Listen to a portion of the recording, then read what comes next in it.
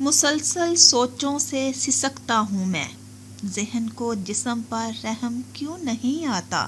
السلام علیکم viewers, welcome to Razia Sultana YouTube channel. آپ سن رہے ہیں رضیہ سلطانہ کی آواز میں علیشہ انصاری کا لکھا ہوا خوبصورت ناول عشق متشکرم۔ ہوپفلی آپ کو یہ ناول آڈیو کی صورت میں بہت پسند آ رہا ہوگا۔ میرے چینل کے ساتھ کنیکٹڈ رہنے کا بے حد شکریہ۔ جلدی سے میرے نئے ویورز میرے چینل کو سبسکرائب کر دیں۔ ناول اچھا لگ رہا ہو، تحریر اچھی لگ رہی ہو تو اچھا سا کومنٹ بھی کر دیا کریں تاکہ میرے چینل کی حوصلہ افزائی ہوتی رہے اور میں آپ کے لیے اچھی اچھی تحریریں آڈیو کی صورت میں پیش کرتی رہوں۔ تو چلیں سٹارٹ کرتے ہیں عشق متشکرم کا next part, audio by Razia Sultana. شادی کے بعد پہلی دفعہ وہ شوہر کے ساتھ شہر سے باہر جا رہی تھی اور حیران کن بات یہ تھی کہ کوئی خورشید نامی شخص ایئرپورٹ پہ ان کے ساتھ آ ملا تھا۔ کون سا وہ ہنی مون منانے جا رہے تھے جو اکیلے جاتے؟ مراد نے اسے خورشید کے متعلق آگاہ کر دیا تھا کہ وہ اس کا رائٹ ہینڈ ہے۔ ان کی بزنس کلاس سیٹیں بک تھی، وہ پہلے بار جہاز کا سفر کرنے کو تھی، تھوڑی نروس تھی، تھوڑی پرجوش۔ مراد نے اسے کھڑکی والی سیٹ دی تھی، خود درمیان میں بیٹھا جبکہ خورشید مراد کے بائیں ہاتھ کی طرف۔ جہاز نے جب پرواز پکڑی، عائشہ کی جان سوکھے پتے کی مانند لرزنے لگی، وہ ہولے ہولے لرز رہی تھی۔ مراد نے بے اختیار اس کے ٹھنڈے ہاتھ پہ اپنا گرم ہاتھ رکھ دیا جس کی حرارت سے عائشہ کچھ پرسکون ہوئی تھی۔ نہ اس نے ہاتھ اس کے ہاتھ سے باہر نکالا تھا، نہ مراد نے اس کا ہاتھ چھوڑا، نرمی سے ہتھیلی کی پشت سہلاتا رہا تھا جب تک اس کی آنکھ نہ لگ گئی۔ محترمہ جاگ جائیے، مراد نے ہلکے سے اسے آواز دی تو وہ نیند سے بیدار ہو گئی۔ نیند میں ڈوبی نگاہوں سے اسے دیکھا، مراد کے کندھے پر اس کا سر ڈھلکا تھا۔ وہ جھٹ پٹ سیدھی ہوئی، لب کاٹتے ہوئے اس نے مراد سے نظریں چرا لی۔ مراد کی زندگی کا سب سے حسین منظر تھا یہ۔ وہ بے اختیاری میں اسے دیکھتا رہا، چہرے پہ چمک دھر آئی، اس کی لونگ اس شفاف چہرے پہ خوب دھمک رہی تھی۔ سوات اتنی جلدی آ گیا؟ سیٹ بیلٹ کھولتی وہ بولی، خورشید ان دونوں سے پہلے ہی جہاز سے اتر گیا تھا۔ ہم 7 سمندر پار کہیں نہیں گئے، سوات آئے ہیں۔ 6 گھنٹے کی فلائٹ تھی جو 5 گھنٹے تم نے سو کے گزار دی۔ اس کے ساتھ ہی وہ اٹھا تھا اور باہر نکلا۔ اس کے طنز سننے کی عائشہ کو عادت ہو گئی تھی، منہ بناتے وہ سب سنتی رہی۔ ایئرپورٹ سے انہوں نے ایک گاڑی لی تھی، آہستہ آہستہ وہ آبادی کی جگہ پہ آ گئے۔ عائشہ کو اچانک گھبراہٹ سی محسوس ہونے لگی۔ ٹھنڈ اس قدر تھی کہ اس نے گرم سویٹر پہ ایک جیکٹ، سر پہ ٹوپا، ہاتھوں میں دستانے تک چڑھا لیے تھے۔ گاڑی کی کھڑکی سے باہر وہ سوات کے لوگ اور ان کے مکان دیکھ رہی تھی۔ سبز پہاڑوں کے درمیان گھرا ہوا یہ علاقہ تھا، پہاڑوں کی چوٹیاں برف کی چادروں میں سے ڈھکی ہوئی تھی۔ گاڑی ایک پل سے گزری جس کے نیچے سے نہر بہہ رہی تھی۔ اس نے فٹ موبائل نکال کے یہ منظر موبائل میں سیو کر لیا۔ مراد نے ترچھی نگاہ اس کے موبائل پہ ڈالی اور سانس لیتے پشت ٹکا کے بیٹھ گیا۔ گاڑی بالآخر ایک جگہ رک گئی، وہ دونوں باہر نکلے۔ مراد نے اپنا سامان اٹھایا اور خورشید کو الوداع کہتا عائشہ کے ہمراہ آگے بڑھ گیا۔ یہ کہاں جا رہے ہیں؟ عائشہ نے چلتے ہوئے مراد کی طرف گردن موڑے استفسار کیا۔ تقریباً رات 9 بجے کے قریب کا وقت تھا۔ اس کا یہاں ایک دوست رہتا ہے، وہ وہیں سٹے کرے گا۔ اگر تم ساتھ نہ ہوتی تو میں بھی اس کے ساتھ رہ لیتا۔ اب بھی اس نے آفر کی تھی پر میں نے انکار کر دیا، اس نے تفصیل سے بتایا۔ وہ ایک چھوٹے سے کاٹیج کے سامنے آ رکے جس کے گرد تاروں پہ بتیاں روشن تھی۔ عائشہ نے غور سے اس کاٹیج کو دیکھا، اس کی گھبراہٹ بھرنے لگی۔ مراد نے دروازہ کھولا اور اسے اندر آنے کا کہا۔ وہ خالی ذہن کے ساتھ مرے مرے قدم لے کر اندر آ گئی، پر جیسے جیسے اندر کا منظر دیکھتی گئی اسے سانپ سونگھتا گیا۔ اس کا چہرہ زرد پڑ رہا تھا۔ مراد لاؤنج میں ہی بیٹھ گیا۔ عائشہ سانس روکے کوٹیج کا اندرونی حصہ دیکھنے لگی۔ مراد نے جب تک روشن دان میں لکڑیاں جلائی تب تک وہ پورا کوٹیج گھوم آئی اور خاموشی سی مراد کے پاس بیٹھ گئی۔ مراد نے اس کے چہرے کے آتے جاتے رنگ بھانپ لیے تھے۔ اسے تشویش ہوئی۔ کیا ٹھنڈ لگ رہی ہے؟ وہ متفکر سا بولا۔ نہیں، اس کی آواز یہ جیسے وہ خیالوں سے باہر نکلے۔ مراد کو دیکھا جس کی نظریں اسی پہ ٹکی تھی۔ شاید نیند کی وجہ سے تھوڑی گھبراہٹ ہو رہی ہے، سو جاؤں گی تو ٹھیک ہو۔ مراد نے اس کی بات درمیان میں اچک لی۔ کتنی نیند ہے تمہاری؟ ابھی 5 گھنٹے تم فلائٹ میں سو گئی، اب بھی تم کو نیند آ رہی ہے؟ اس کی نیند سے وہ تنگ آ کر بولا۔ میرا مطلب یہ نہیں تھا، بس تھوڑی تھکن ہو رہی ہے، وہ بنا کوئی غصہ ظاہر کیے آرام سے بولی۔ اسے حیرت ہوئی، اتنی شرافت کی اسے اپنی بیوی سے امید ہی کہاں تھی۔ سوچا تھا باہر جا کے کھانا کھا لیں گے، پر تمہارا دماغ ہلا ہوا محسوس ہو رہا ہے۔ تم فریش ہو جاؤ، میں کھانے کے لیے کچھ لاتا ہوں۔ کاٹیج کے ارد گرد ہی بازار قائم تھا، آتے ہوئے عائشہ نے دیکھا بھی تھا۔ آپ باہر مت جائیے، مراد کا ماتھا سکڑا۔ مجھے بھوک نہیں ہے، وہ مزید صفائی میں بولی۔ پر مجھے بھوک ہے، کوئی مسئلہ ہے کیا؟ مجھے بتا سکتی ہو؟ عائشہ کی باتیں اس کے چہرے کا ساتھ نہیں دے رہی تھی، وہ اسے گھبرائی ہوئی محسوس ہوئی۔ اندر روم میں چلی جاؤ، تھوڑی دیر میں آ رہا ہوں، اس کی آنکھوں میں جھانکتے وہ بولا، اور اس کے چہرے کے گرد بالوں کو اس نے نرمی سے ہاتھ سے سمیٹ کے پیچھے کیا اور کوٹ واپس پہن کر باہر نکل گیا۔ دروازہ بند ہونے کی کھٹاک سے آواز پہ عائشہ ہل کے رہ گئی، آنکھیں ڈبڈبائی۔ اپنی بھوک کی فکر ہے بس، جی کڑاتے وہ سامان لے کر بیڈ روم کی طرف بھاگ گئی۔ اس نے سامان باہر تو نہیں نکالا تھا، بس کچھ کپڑے نکال کر فریش ہونے چلی گئی۔ تھوڑی دیر میں مراد واپس آ گیا تھا، اس نے کچن میں کھانے کے بیگز رکھے اور اس کے بعد فوراً فریش ہوا۔ کاٹیج کا درجہ حرارت باہر سے زیادہ تھا، وجہ کمرے میں ہیٹرز کا چلنا اور باہر روشن دان کی آگ سے بھی گرمائی بھر رہی تھی۔ بھوک عائشہ کو بھی لگی تھی اور کھانے کی خوشبو پورے گھر میں پھیل کر اس تک پہنچ رہی تھی۔ مراد سے جھوٹ بول کے وہ پچھتا رہی تھی۔ باہر آ جاؤ، کیا کمرے میں بیٹھی رہو گی؟ کھانا نہیں کھانا تو مت کھاؤ، کم از کم مجھے کمپنی ہی دے دو۔ وہ نہا کر نکلا تھا، گیلے بال ماتھا چھو رہے تھے، بلیک شرٹ بلیک ٹراؤزر پہ اس کی شخصیت مزید نکھری نظر آ رہی تھی، جس پہ اس نے ایک ہلکی سی جیکٹ اوپر سے پہن لی تھی۔ عائشہ گلابی رنگ کے جوڑے میں ملبوس تھی۔ مراد نے اسے دیکھا اور اسے وہ رنگ بے حد پسند آیا۔ وہ دونوں ٹیبل پہ ساتھ ہی موجود تھے۔ مراد مزے سے کھا رہا تھا، جھوٹے منہ اس نے عائشہ کو کچھ کھانے کا نہ بولا، وہ دل ہی دل میں اسے کوس رہی تھی۔ ایویں اسے یہ پولیس والا زہر نہیں لگتا تھا۔ تلی ہوئی مچھلی، پلاؤ اور میٹھے میں ربڑی اس کے سامنے آ رکھی تھی۔ تم نے صبح کا ناشتہ کیا ہوا ہے، حیرت ہے تمہیں بھوک نہیں لگ رہی، کھاتی پیتی نہیں ہو کیا؟ اس کی صحت پہ چوٹ کرتے وہ بولا تو عائشہ تلملا گئی۔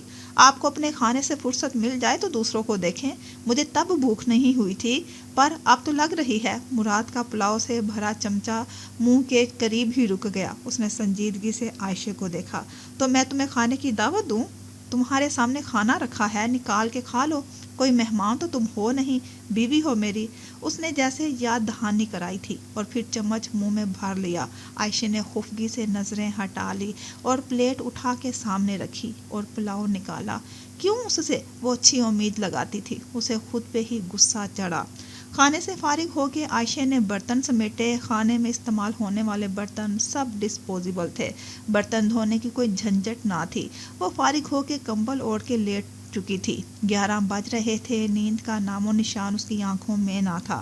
تم سو جاؤ، گھبرانا مت، مجھے کام ہے، آنے میں دیر ہو جائے گی، جاگتی مت رہنا۔ آرام سے تاکید کرتے ہوئے اس نے بیگ سے کچھ نکالا تھا جو عائشہ کی نظروں سے اوجھل رہا۔ وہ انگلیاں مروڑتی اسے دیکھنے لگی۔ ٹھیک ہے، اسے ٹکر ٹکر دیکھتے اس نے کہا اور سر خم کر لیا۔ تم ٹھیک ہو؟ جی۔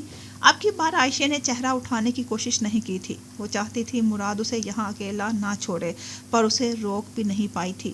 وہ اسے پریشان دیکھ کر رکا بھی نہیں۔ دیر رات مراد جب واپس آیا، اس نے سب سے پہلے بیگ میں کچھ مخصوص شے واپس رکھی۔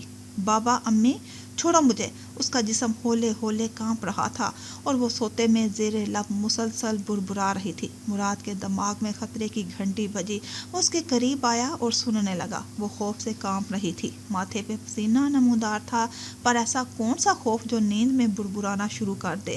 وہ مسلسل اپنے امی بابا کو پکار رہی تھی۔ مراد! نہیں، جملہ نکلنے کی دیر تھی، مراد نے اسے جگانے کی کوشش میں جھنجھوڑ ہی ڈالا۔ عائشہ اٹھو! اس نے اس کا کندھا جھنجھوڑا۔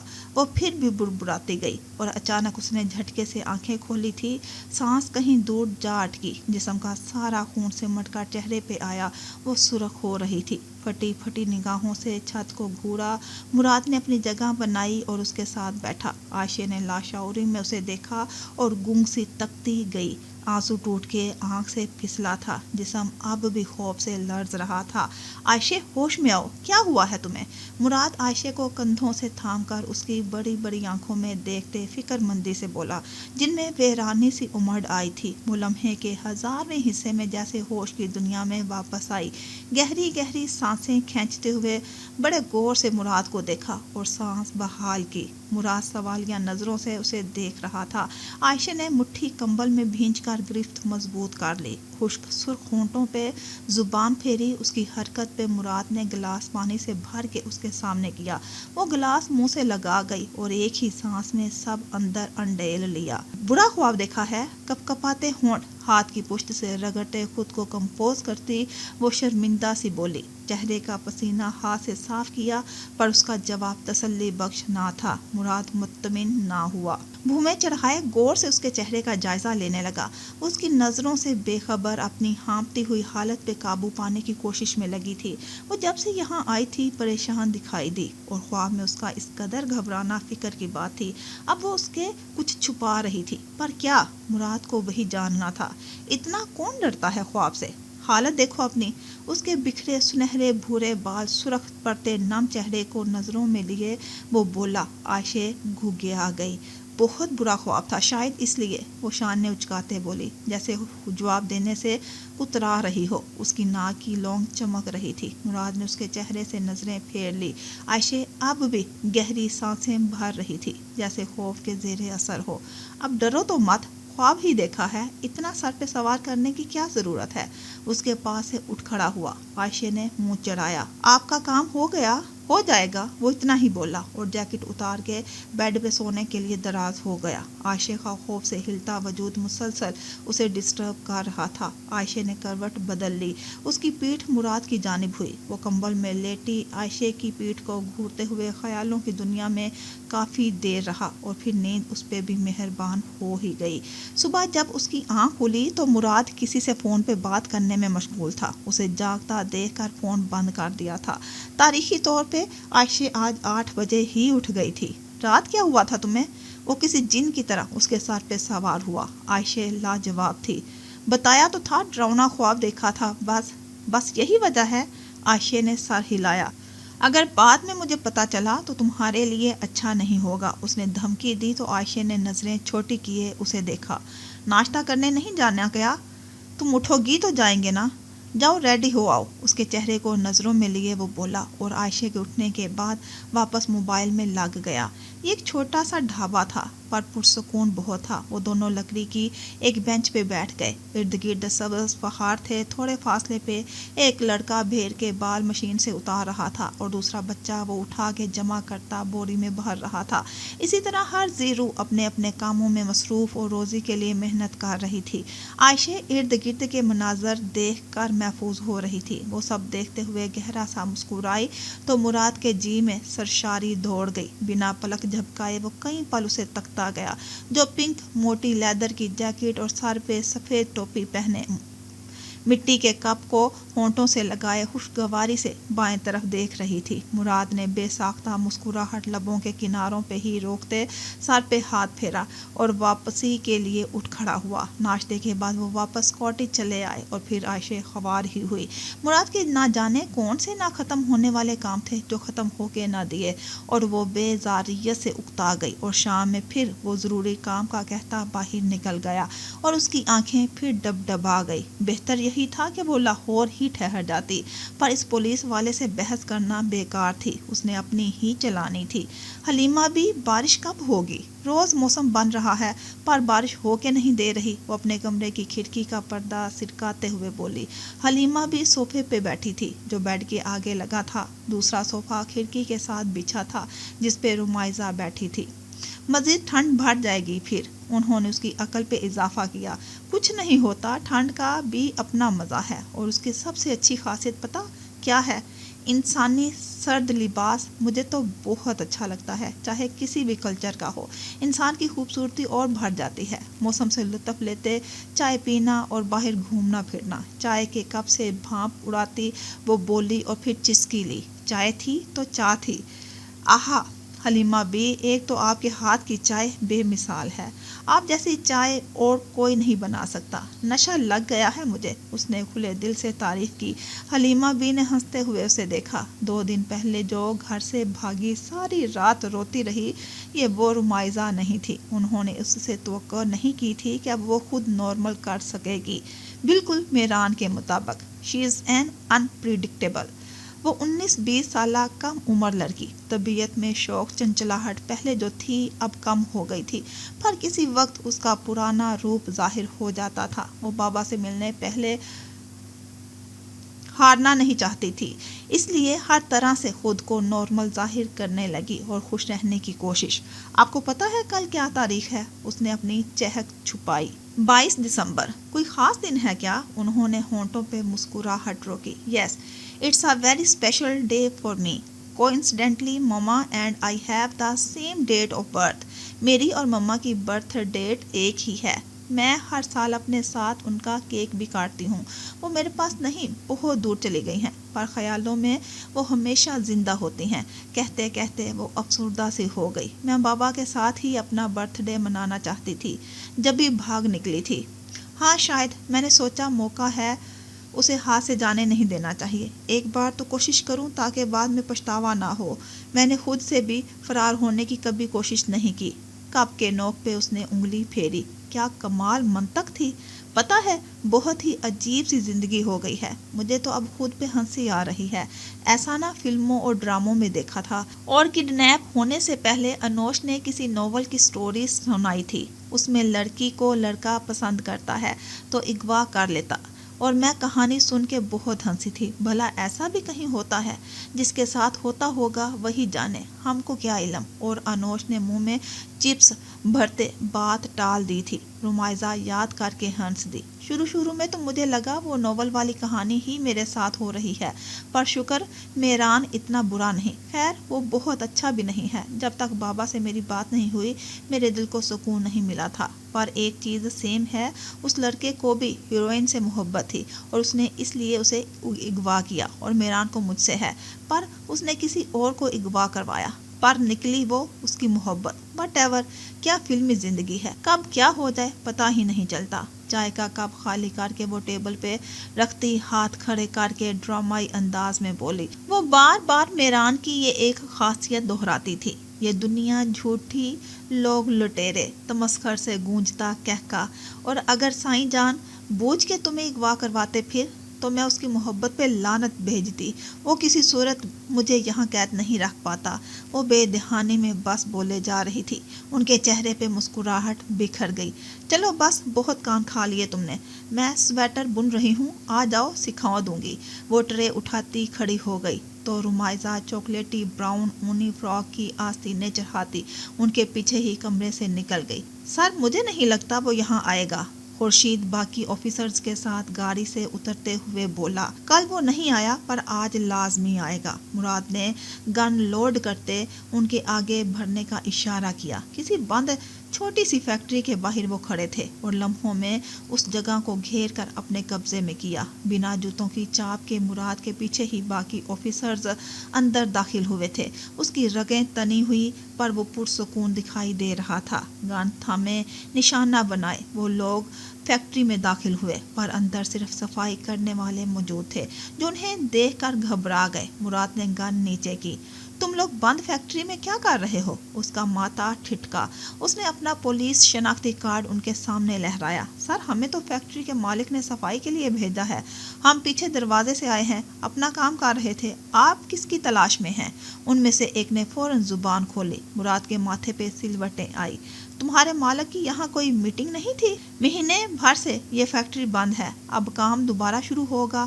مالک تو ہمارا کوئٹہ گیا ہوا ہے، ہم کو اس نے چابی بھجوا دی تھی، دوسرے شخص نے مزید بتایا۔ مراد نے خورشید کو دیکھا، جیسے کہہ رہا ہو اس کا خدشہ ٹھیک ثابت ہوا ہو۔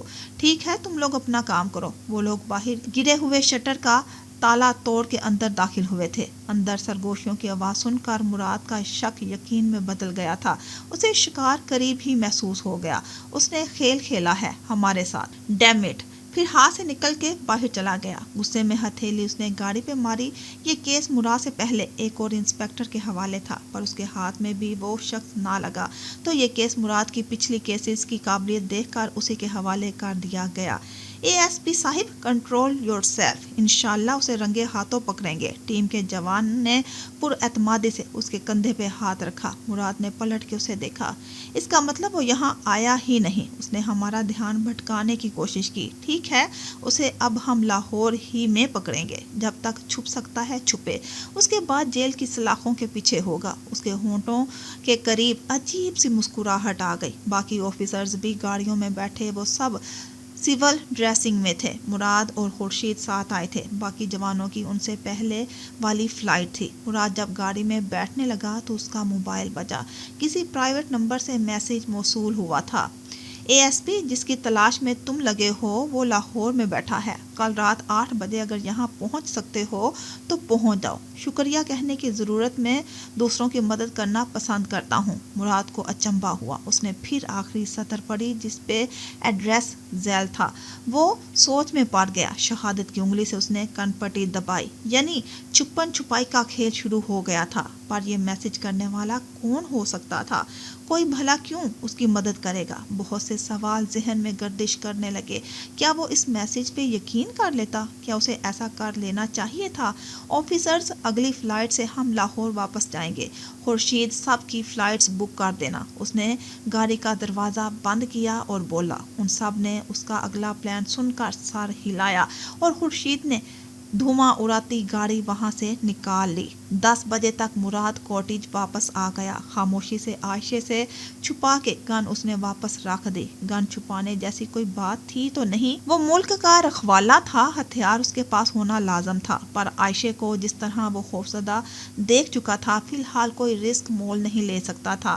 وہ کھانا اپنے ساتھ ہی لے آیا تھا۔ دونوں نے کھانا ساتھ ہی کھایا اور پھر مراد نے کمرے میں جا کے لیپ ٹاپ پہ ایکشن مووی لگا دی۔ عائشہ باہر کا سب سمیٹ کر واپس آئی اور چپ چاپ جگہ پہ لیٹ گئی۔ مراد جب سے آیا تھا وہ خاموشی کا لبادہ اوڑھے ہوئی تھی۔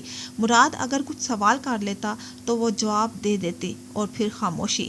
مووی تو نہیں دیکھو گی؟ اسے کروٹ کے ساتھ لیٹے دیکھ کر مراد نے سر کے پیچھے ہاتھ ٹکا کر پوچھا۔ نیند آ رہی ہے مجھے۔ سنجیدگی برقرار، مراد نے توجہ اسکرین کی جانب مرکوز کر دی۔ 2-2.5 گھنٹے اس کے مووی کی نظر ہو گئے، پر نیند کا نام و نشان نہیں تھا۔ اسے عائشہ کا کل رات کا واقعہ یاد آیا۔ مراد نے عائشہ کو دیکھا جس کا ماتھا اب پسینے سے پھر بھیگ رہا تھا اور ہونٹ تیزی سے پھر پھرا رہے تھے۔ مراد نے اسے آج جگانے کی کوشش نہیں کی۔ وہ بڑبڑاتے ہوئے یقیناً خود ہی نیند میں سب کچھ بول جاتی، پر آج ایسا نہ ہوا۔ اس کا وجود ہولے ہولے لرز رہا تھا۔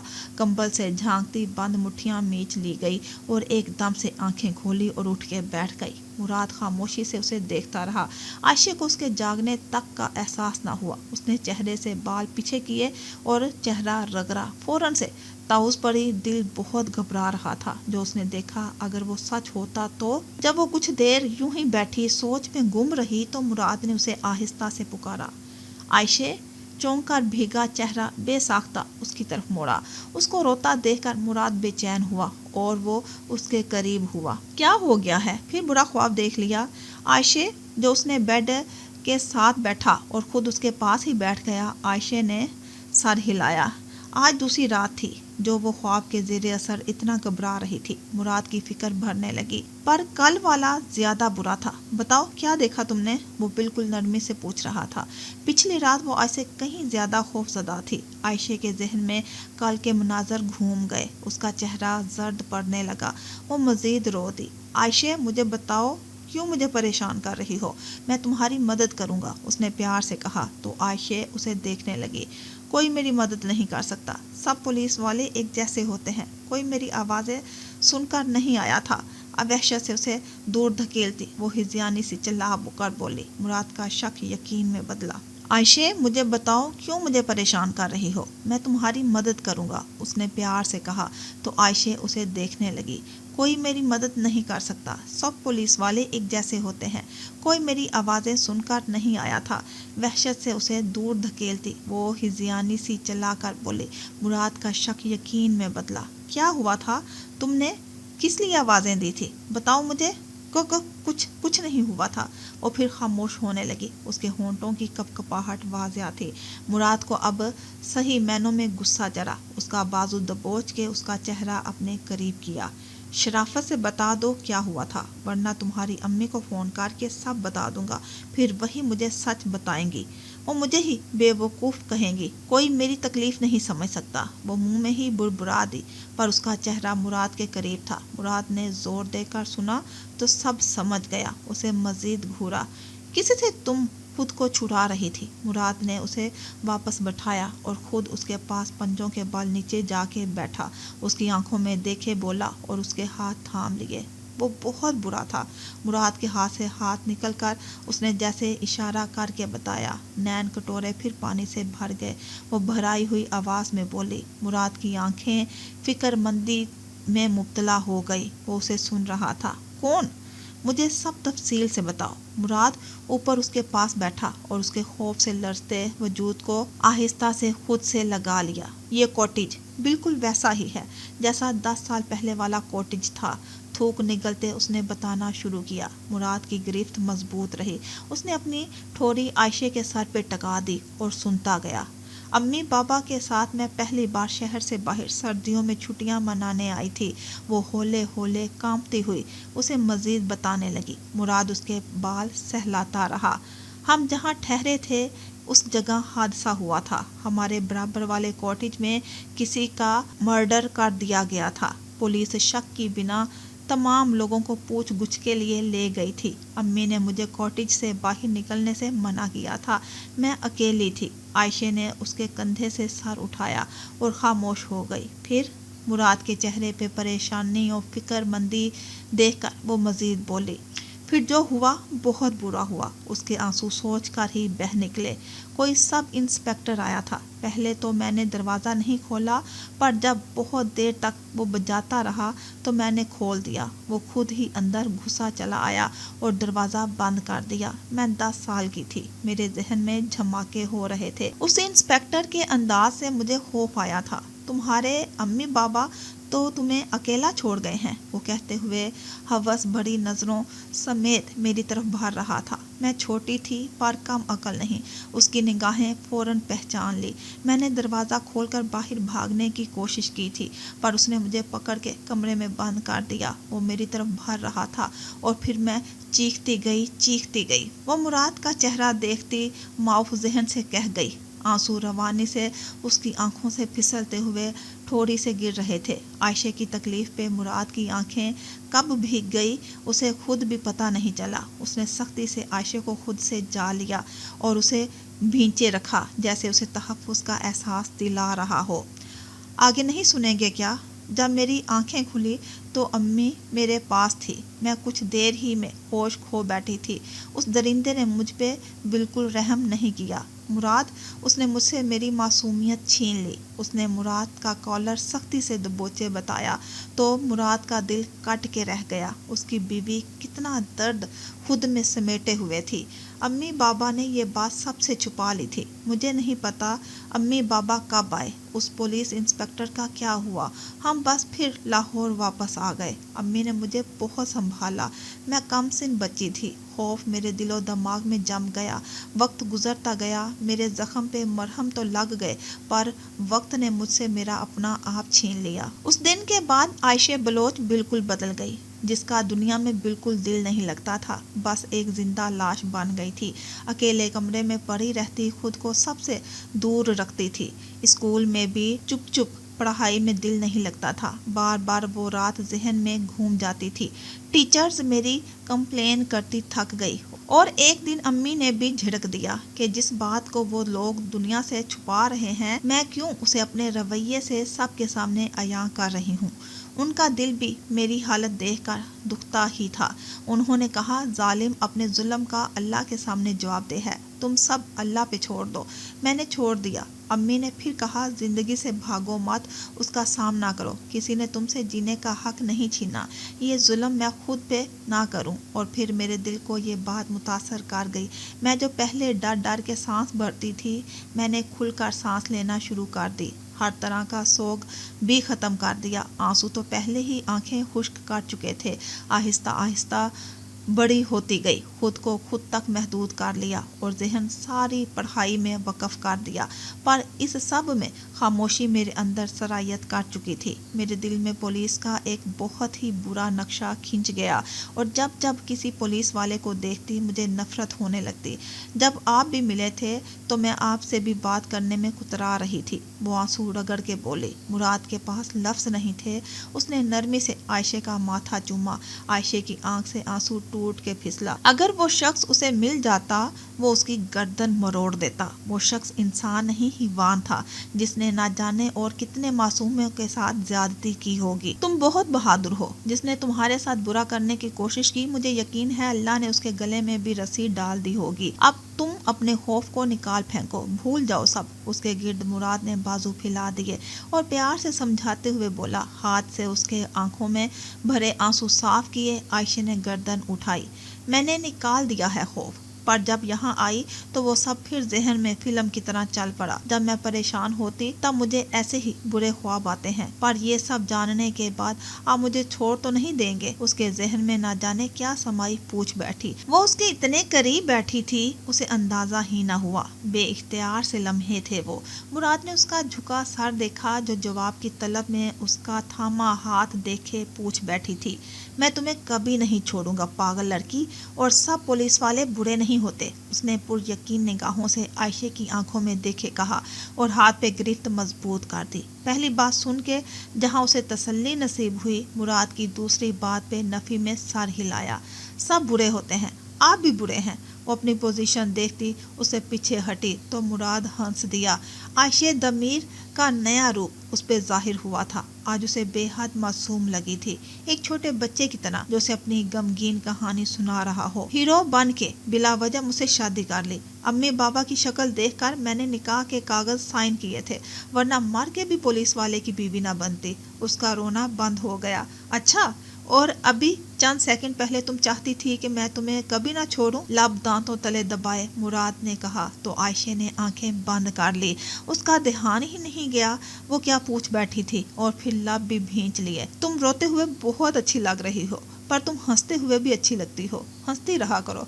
घुटनों पे कोहनियां जमाए बैठा, गर्दन हल्की सी मोड़े, उसे नजरों में लिए हुए था। वो अब ज्यादा फ्री हो रहा था। वैसे अब तो पता चल गया होगा मुझे पुलिस वाले क्यों बुरे लगते हैं। हाँ, और सबसे ज्यादा तुम्हें अपना शोहर जहर लगता है। वो तंजिया बराबरी से जवाब देते बोला। ऐसा नहीं था क्या? चलो, मुझे तुम्हें सवात लाकर फायदा हुआ। तुम्हारा पास्ट भी मालूम हो गया और पता भी चल गया कि तुमको मैं बुरा क्यों लगता हूँ, वरना मुझे गम ही खाता रहता। हैंडसम एएसपी मुराद दमीर की बीवी उसे पसंद नहीं करती, जबकि दूसरी तरफ वो मोहमिल है। उस मोहमिल चिड़ैल का नाम मत लें। एक बार मौका मिल जाए मैं उसे गुंजा कर दूंगी। मुठियां भींच के वो गराते हुए बोली। मुराद का कहका बुलंद हुआ। कुछ देर पहले वाले माहौल में उदासी के बादल छंट गए थे। माजी को याद करके खुद को तकलीफ देना दोनों के नजदीक बेवकूफाना अमल था। दोनों ने ही जल्द मौजू तब्दील कर लिया। तलख यादें जितना चाहें हम भुला नहीं सकते, पर उनको खुद पे हावी भी नहीं होने देना चाहिए। जो माजी था वो गुजर गया, उसका असर हाल और मुस्तकबिल पे ना आए, यही हमारी जिम्मेदारी है। खैर, मुझे तुमसे जरूरी बात करनी थी। वो मुद्दे पे आया। तुम यूनिवर्सिटी स्टूडेंट हो, मुराद ने उसे देखते कहा। वो समझ नहीं पाई ये सवाल था या वो बता रहा था। हाँ, उसका चेहरा संजीदा हो गया, जैसे वो उसका अगला सवाल भी जान चुकी हो। मेरे जहन में आया नहीं, पर तुम मुझे कह देती। इतने दिन से तुम यूनिवर्सिटी नहीं जा रही। उसके पास से उठकर वो हीटर के पास जाके बैठ गया और हाथ सेंकने लगा। उसने अनोश और उसकी दरमियान वाली गुफ्तगू सुन ली थी। क्या? वो खुद भी हीटर के पास सोफे पे जा बैठी। मुझे मजीद नहीं पढ़ना, जितना पढ़ना था पढ़ लिया, बहुत है। वो साफ गोया हुई। मुराद ने जो अपने हाथ हीटर के आगे सीधे कर रखे थे पीछे हटाए और उसे देखा जो हाथ गर्म कर रही थी। हीटर की रोशनी में उसका चेहरा भी चमक रहा था और भूरी आंखें भी। क्यों नहीं पढ़ना तुम्हें? तुम्हारे बाबा तो बता रहे थे तुम्हें पढ़ने का काफ़ी शौक है। जिद करके ही तुमने यूनिवर्सिटी में एडमिशन लिया था। मुराद उसकी तरफ मुड़ा था और भूं में उचका कर पूछा, पर वो सुन ही कहाँ रही। आयशे, वो बड़हम हुआ। बोलने कानों से सुनती हूँ, आंखों से नहीं। ना पढ़ने की वजह बताओगे मुझे? मेरा दिल पढ़ाई से उठ गया है, बस यही वजह है। پڑھ کے میں نے کون سا تیر مار لینا ہے، شادی ہو گئی ہے اب۔ بے نیازی سے پڑھائی سے جان چھڑاتے وہ بولی۔ مراد کو اس کی سوچ جان کر افسوس ہوا۔ عائشہ کے یہ خیال ہوں گے اسے یقین نہیں آیا، پر انوش نے ایک بار اسے بتایا تھا عائشہ شادی کے بعد بھی پڑھنا چاہتی تھی۔ شادی کے بعد ہی بڑے بڑے تیر مارے جاتے ہیں، تم پہ میں نے کوئی پابندی عائد نہیں کی، تم پڑھ سکتی ہو، میں چاہتا ہوں تم پڑھو، ایک قابل لڑکی بنو۔ ASP مراد کی بیوی صرف انٹر پاس ہو یہ مجھے قبول نہیں۔ عائشہ نے منہ بسورا، اسے مراد کی خود غرضی دکھائی دی۔ تو آپ کو ایک موسٹ ایجوکیٹڈ بیوی چاہیے جسے اپنے سرکل میں انٹروڈیوس کروا سکیں، وہ تلخی سے کہتی استہزائیہ ہنسی۔ شٹ اپ، مراد نے درستگی سے کہا۔ اچھا تو بتائیں قابل بن کے کیا کروں گی؟ پچھلی بات بھلا کے اس کی آنکھوں میں سوالوں کا جہان امڑ آیا۔ تم بزنس جوائن کر سکتی ہو، جو میرا ہے وہ سب تمہارا بھی ہے، اور اگر بزنس جوائن کرنا نہ بھی چاہو تو پڑھائی ایٹ لیسٹ نہ چھوڑو، خود کو مصروف رکھا کرو اور علم کے دروازے کبھی خود کے لیے بند نہ کیا کرو۔